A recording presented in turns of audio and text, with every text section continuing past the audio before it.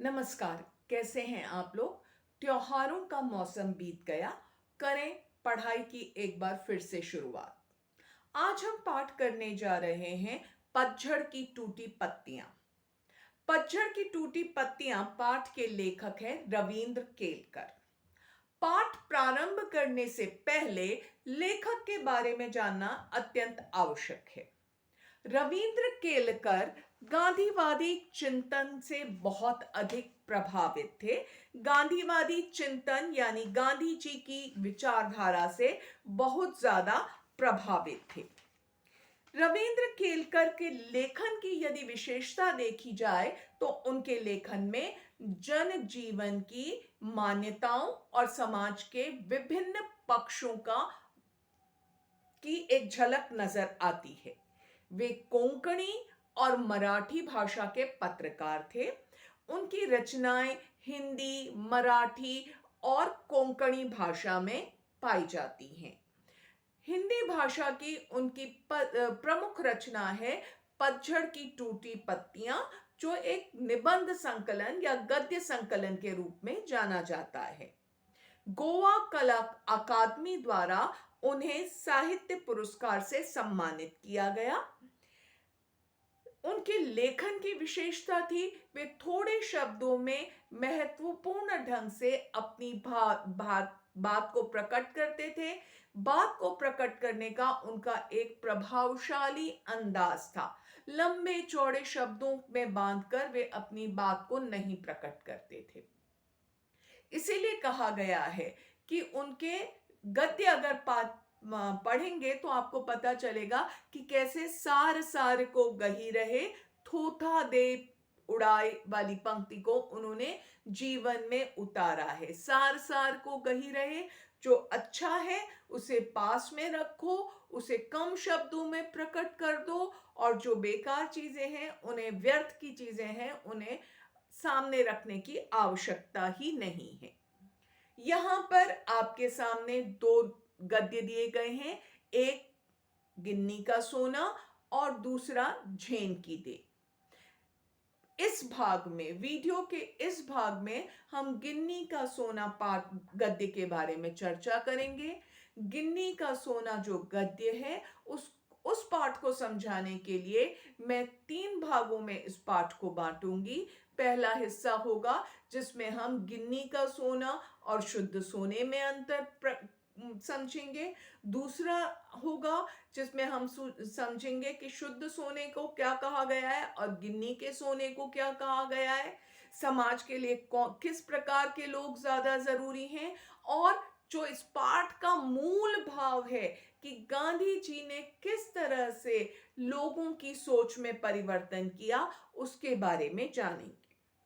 अब मैं पहले भाग की ओर चलती हूं, जो इस भाग में हम करने जा रहे हैं गिन्नी का सोना क्या है और शुद्ध सोना क्या है। आपको मालूम है कि शुद्ध सोना जो है, या जिसे आप गोल्ड कहते हैं, वह एक प्रकार की धातु है। और 100% अगर हम उससे, महंगा है अपने आप में, यदि हम कुछ उससे आभूषण बनाना चाहें, आभूषण यदि ज्वेलरी बनाना चाहें, तो हम उसमें हमें थोड़ी सी मिलावट करनी पड़ती है। अब शुद्ध सोना कौन है? जो हमें खान माइन से हमें मिलता है, लेकिन हम उसके आभूषण नहीं बना पाते। शुद्ध सोने की कीमत अपने आप में है, लेकिन अधिक उन लोगों को क्या चाव होता है? उसके आभूषण खरीदने का, उससे बनी हुई ज्वेलरी खरीदने का, जिससे सोने की कीमत बढ़ती है। अब गिन्नी क्या है? सोने का एक सिक्का, जो 24% नहीं, उसमें कुछ भाग तांबा भी मिला हुआ होता है। अब ये तांबा क्यों मिलाया जाता है? ताकि सोने के जब आभूषण बनाए जाएं तो वो ज्यादा टिकाऊ हो। खाली जो जो बिल्कुल 100% सोना सोना सोना है, उसके गहने कभी भी टिकाऊ नहीं होते हैं। उनमें टूट लचीलापन होता है, यानी फ्लेक्सिबल होता है वो, तो जल्दी से टूट फूट हो सकती है। अगर सोने को ज़्यादा देर तक टिकाऊ बनाना है, ज़्यादा देर तक लोग उसे खरीदें, तो उसमें थोड़े से तांबे की मिलावट की जाती है। और वो मिलावट क्या हो जाती है, उस मिलावट से बने हुए सिक्के जो हैं उन्हें गिन्नी का सोना कहा गया है। अब बात समझिए, शुद्ध सोना 100% सोना है, उसमें थोड़ा लचीलापन है। गिन्नी के सोने में तांबा मिला हुआ है, वह टिकाऊ है, बिकाऊ है, और लोग उसे खरीदना ज्यादा पसंद करते हैं। महिलाओं के बीच में, लोगों के बीच में जो भी आभूषण पसंद करते हैं, के बीच में गिन्नी का सोना अधिक प्रचलित है, लोकप्रिय है, अधिक बिकता है। ठीक है, अब आपको ये गिन्नी का सोना और शुद्ध सोने में अंतर समझ आ गया। अब लेखक ने शुद्ध सोने की तुलना की है आदर्शवादी लोगों से, आदर्शों से, जो एक आइडियोलॉजी को लेकर चलते हैं और उसमें जरा सा भी परिवर्तन नहीं करते। सिद्धांतवादी लोग, उनके कुछ जीवन के सिद्धांत हैं जिनका वह 100% पालन करते हैं, उनमें किसी भी तरह के फेर बदल नहीं करते। सत्य पे चलना, अहिंसा का मार्ग अपनाना, सदा दूसरों का आदर करना, उनमें किसी भी तरह का वो फेर बदल नहीं करते। ये लोग कौन से होते हैं? आदर्शवादी लोग। गिन्नी के सोने की तुलना की गई है व्यवहारिक लोगों से, जिन्हें हम प्रैक्टिकल आइडियलिस्टिक लोग भी कहते हैं। ये लोग क्या होते हैं? आदर्शों में थोड़े से व्यवहार की मिलावट कर लेते हैं, आदर्शों में थोड़ी बहुत मिलावट कर देते हैं। जब इन्हें सुविधा होती है उस आदर्श को निभाते हैं, जब उन्हें जरूरत नहीं होती है, उन्हें लगता है इससे उनका नुकसान हो रहा है, तो उसे तोड़ मोड़ कर बदल देते हैं। अपनी बात को, ये पाठ में नहीं दिया है, अपनी बात को मैं स्पष्ट करने के लिए यहां पे कहना चाहूंगी कि देखिए, आदर्श है कि हमेशा सत्य का पालन करना चाहिए, सदा सच बोलो। ठीक है, यह आदर्श है। अब व्यवहारिक लोग क्या कहेंगे? वो कहेंगे सत्यम वद प्रियम वद, सत्य तो बोलो पर उसे प्रिय बोलो, मीठा बोलो, ऐसा बोलो जिससे दूसरे के मन को चोट ना पहुंचे। दूसरे, उनका व्यवहार क्या हो जाएगा? जो दूसरे की भलाई के लिए बोला जाए, ऐसा झूठ झूठ नहीं होता है, वो सच के बराबर ही होता है।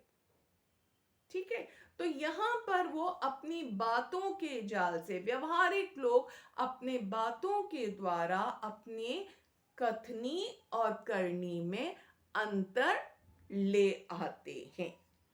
अब आप समझ ही जा सकते हैं कि आदर्शवादी जो हमेशा कहे सच बोलना है, सच की राह में मुझे कितने भी नुकसान हो जाए मैं आगे बढ़ता जाऊंगा, ऐसे लोगों को पसंद करने वाले लोग कम होंगे। व्यवहारिक लोगों को पूरे दुनिया पसंद करती है, वो लोगों को आकर्षित करते हैं, उनका व्यक्तित्व ऐसा हो जाता है कि लोग उनकी ओर आकर्षित होते हैं। पर हमेशा याद रखिएगा कि आदर्शवादी लोग आगे बढ़ते हैं, जरूर बढ़ते हैं, वह खुद भी आगे बढ़ते हैं और सबको साथ लेकर चलते हैं। उनके जो बातें हैं, मूल्य जो होते हैं, शाश्वत होती हैं। शाश्वत यानी जो हमेशा बने रहते हैं। और समाज में जो कुछ दिया है वह आदर्शवादी लोगों का दिया हुआ है। सब कुछ हमें समाज में अच्छी बातें, एक अच्छा समाज जो है वो आदर्शवादी लोगों की मदद से हमें मिला होता है। चाहे आप विवेकानंद की बात कर लें, चाहे आप गांधी जी की बात कर लें, नेल्सन मंडेला की बात कर लें, ये आदर्शवादी लोग हैं जिन्होंने आदर्श के मार्ग पर चलकर आगे बढ़े हैं। अब व्यवहारिक लोग कैसे होते हैं? व्यवहारिक लोग हमेशा सजग रहते हैं, सजग, थोड़े से सावधान रहते हैं कि ये काम करूंगा मुझे फायदा होगा या नुकसान होगा। अपना फायदा उनके के लिए सबसे आगे होता है। वे आगे जरूर जाते हैं, पर वे केवल अपने आप को आगे ले जाने पर विश्वास करते हैं। वे आदर्शवादी लोग समाज को आगे ले जाते हैं, मूल्यों को आगे ले जाते हैं। व्यवहारिक लोग समाज को छोड़कर अपने आप को आगे ले जाते हैं, और उनके व्यवहार के कारण थोड़ा थोड़ा समाज में गिराव भी आता है, गिरावट भी आ जाती है। तो आदर्शवादी लोगों की तुलना, दोबारा रिपीट कर रही हूं, शुद्ध सोने के साथ की गई है। वे समाज को आगे ले जाते हैं, उनकी सोच में जैसी होती है वैसा ही वे करते हैं। उनके जो मूल्य हैं, आदर्श जो हैं, वे शाश्वत हैं।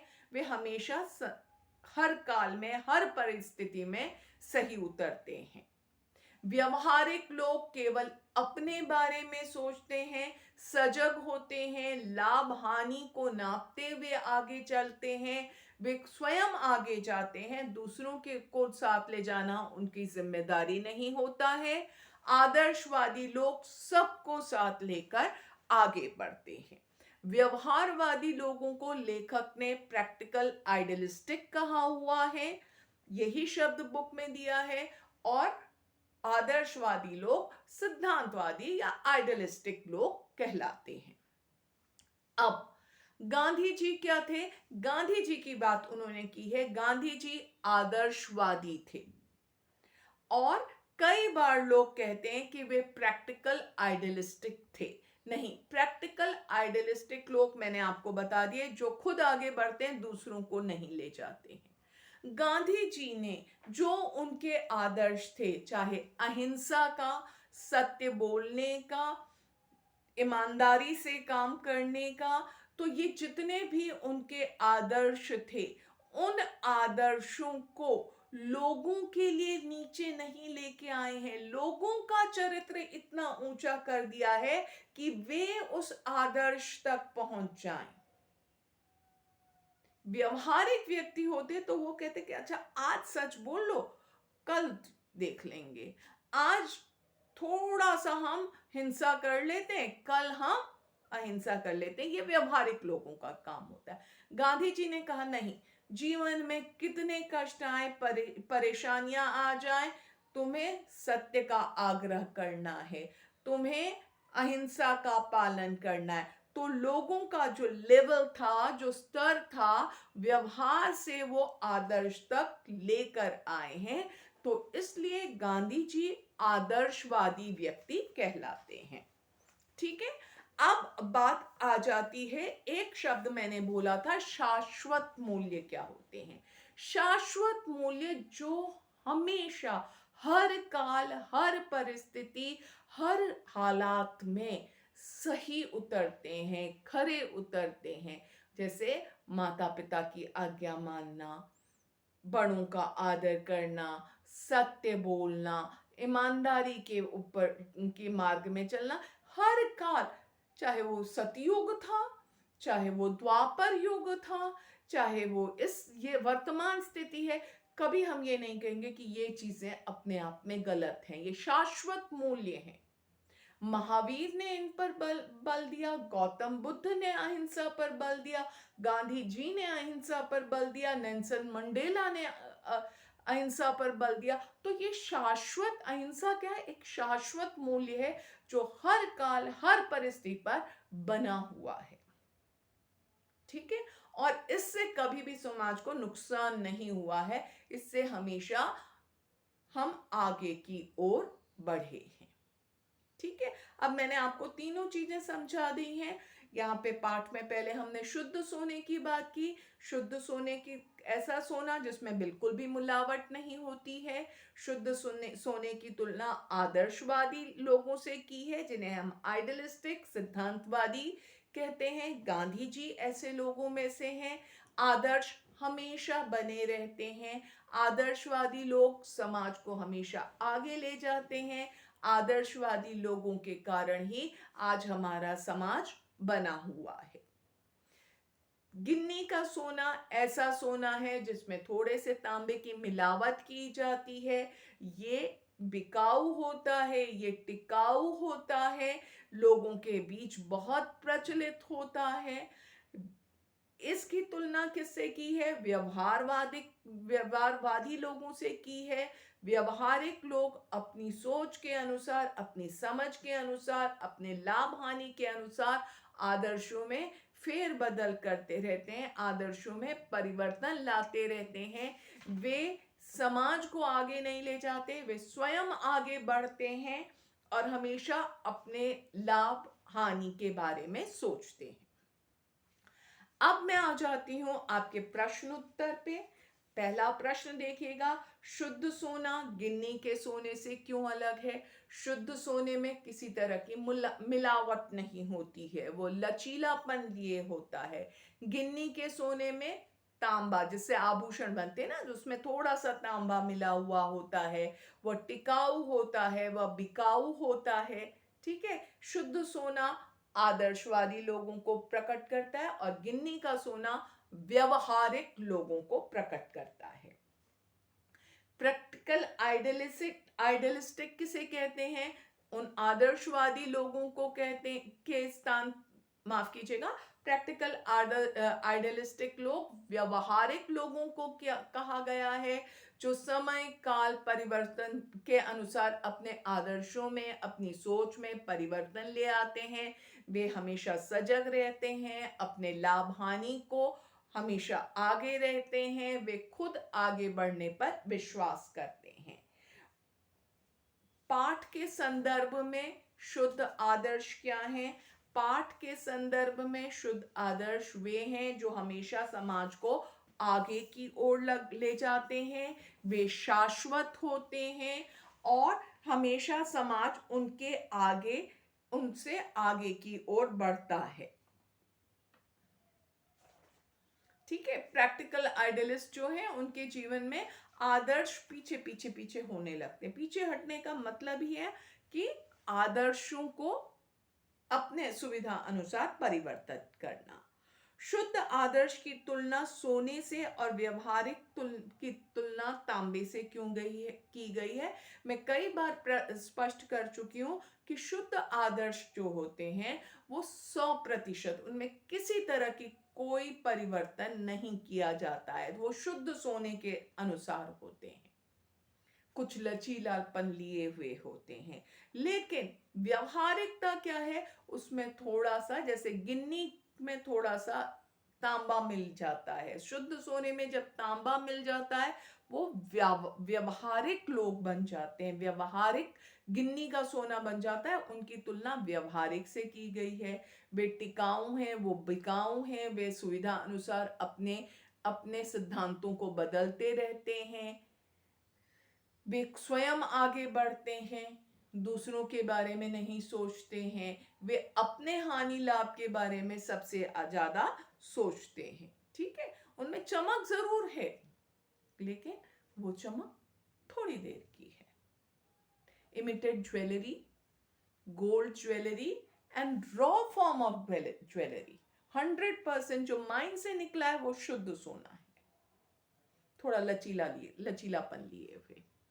उसको अगर मुझे टिकाऊ बिकाऊ बनाना है तो मुझे मैं उसमें थोड़ा सा तांबा मिलाना पड़ेगा, वो क्या बन जाएंगे? व्यवहारिक लोग। ठीक है ना?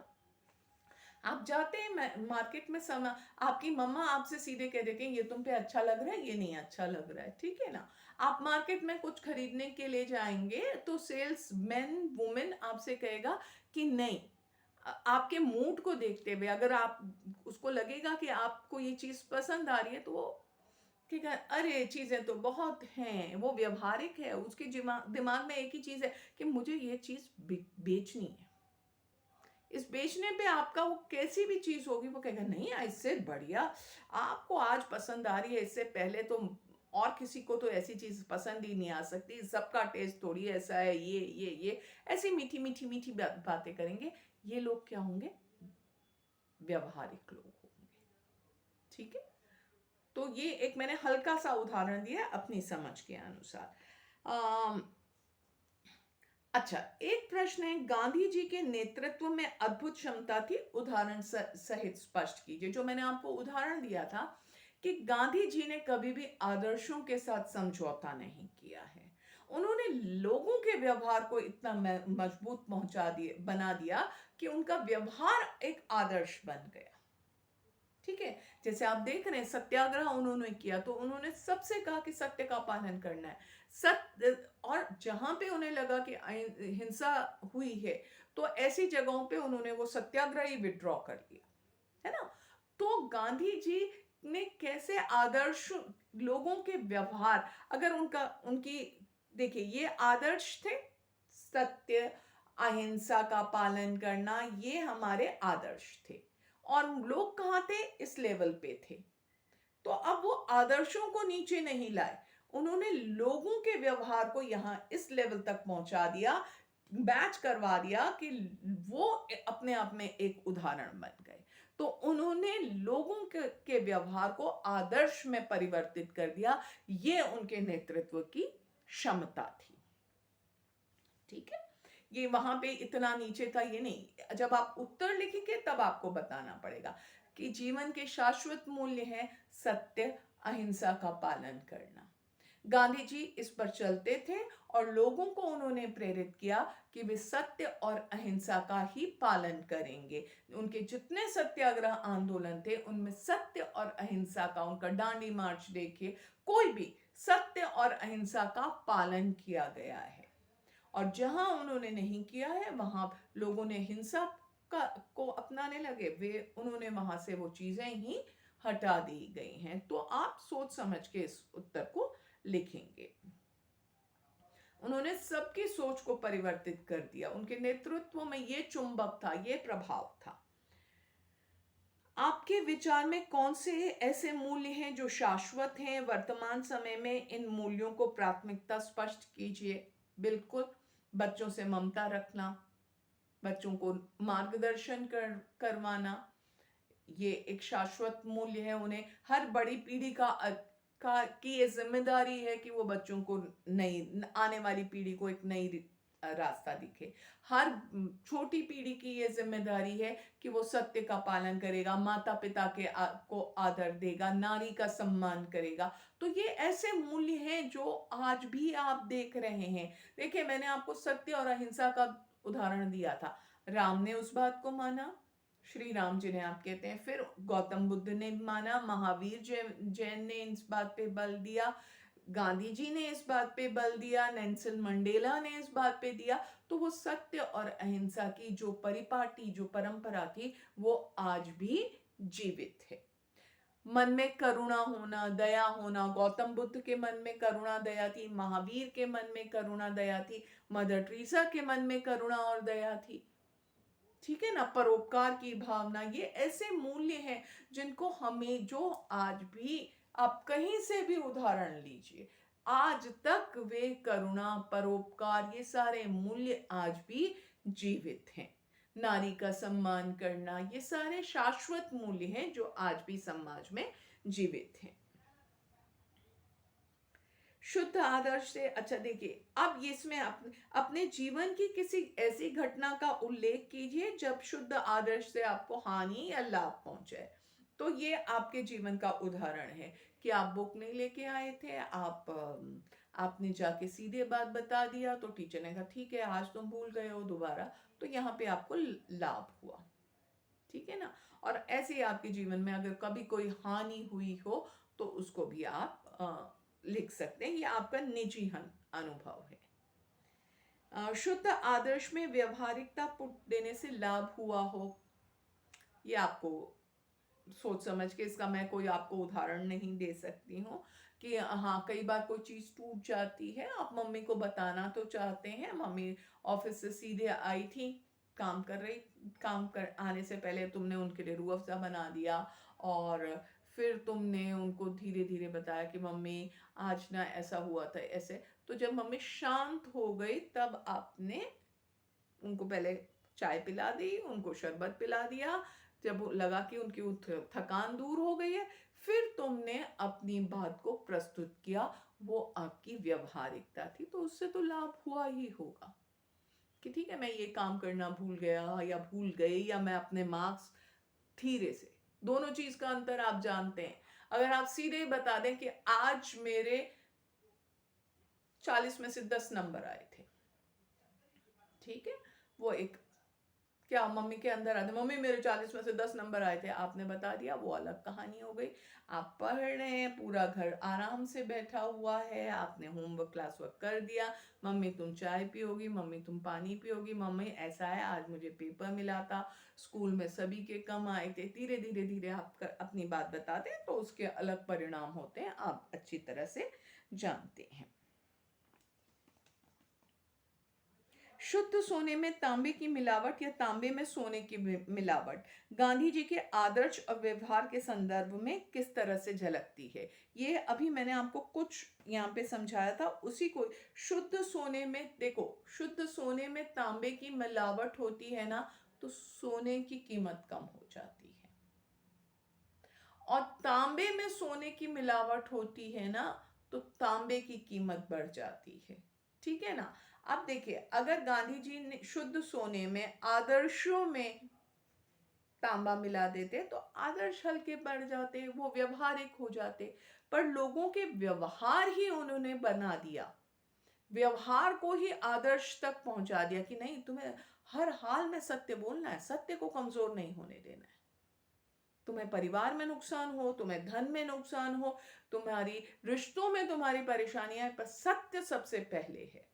तो उन्होंने उसको एक आदर्श बना दिया। ठीक है ना? तो ये आप, इस बात को आपने अपने प्रश्न में उतारना है। एक और प्रश्न है गिरगिट कहानी में, जो आपके कोर्स में नहीं है। समाज में व्याप्त अवसर के अनुसार व्यवहार के पल पल बदलने की बात बताई गई है। बानगी देखिए इस पाठ में, उस गिरगिट कहानी में ऐसा है कि अवसर यानी मौके को देखकर कैसे इंसान अपनी बात को बदलता है। गिरगिट माने हम चैमेलियन की बात कर रहे हैं। गिन्नी के संदर्भ में स्पष्ट कीजिए कि आदर्शवादिता और व्यवहारिकता, इनमें से जीवन का किसका महत्व है। ये लाइन मेन है। ठीक है, क्वेश्चन में ये बताया कि गिरगिट पाठ में ऐसा है कि अवसरवादी होना चाहिए। अब वो कहानी पढ़नी भी नहीं है, देखनी भी नहीं है, उसको छोड़ दीजिए। अब इसके दूसरे प्रश्न पे आ जाते हैं कि गिन्नी सोने में बताया गया है कि आदर्शवादी और व्यवहारिकता में से कौन सी ज्यादा जरूरी है और क्यों। तो आप लोग आदर्शवादिता को ही चुनेंगे और क्या कहेंगे कि आदर्शवादी लोग होना ही ज्यादा महत्वपूर्ण है, क्योंकि वे स्वयं भी आगे बढ़ते हैं, सबको आगे बढ़कर ले जाते हैं, वे दूसरों को साथ लेकर चलते हैं, उनके आदर्शवादी मूल्य ऐसे हैं जो हमेशा बने रहते हैं। आज तक समाज में जो कुछ भी दिया गया है वो आदर्शवादी लोगों का दिया गया है। ठीक है, फिर आप गांधी जी का उदाहरण ले लीजिए, गौतम बुद्ध का उदाहरण ले लीजिए, विवेकानंद का नाम दे दीजिए, मदर टेरेसा का नाम ले लीजिए। तो ये सारे जो लोग थे, ये आदर्शवादी लोग थे, जिन्होंने हमेशा आदर्शों पर चलकर ही जीवन को सफलता तक पहुंचाया है, और लोगों को भी को आदर्शों का पालन करने के लिए प्रेरित किया, और इस बात पे वे सफल भी हुए हैं। ठीक है, अब मेरे ख्याल से आपको ये पाठ गिन्नी का सोना अच्छे से समझ आ गया होगा। यदि कोई भी दिक्कत होगी, आप यहाँ कमेंट सेक्शन में लिख लीजिए, या मुझे मेल कर दीजिए, या व्हाट्सएप कर दीजिए। मैं लाइव आकर भी आपको इस पाठ को समझा दूंगी, और आपकी जो भी क्वेरी होगी उसको भी क्लियर कर दूंगी। हाँ, पाठ से संबंधित जो व्याकरण का भाग है, भाषा अध्ययन, वो जरूर देखिएगा, क्योंकि इसमें समास विग्रह के बारे में बताया गया है। थोड़ा सा भाववाचक संज्ञाओं को अगर आप समझ लेंगे, तो भाववाचक संज्ञाएं अगर आप समझ लेंगे, तो फिर आपको समास भी आसानी से समझ आ जाएगा। सरल संयुक्त मिश्र वाक्य भी इस पाठ में दिए गए, इसके व्याकरण भाषा अध्ययन में दिए, उन्हें जरूर कीजिएगा, उसे अनदेखा मत करिएगा। चलते मिलते हैं फिर, धन्यवाद।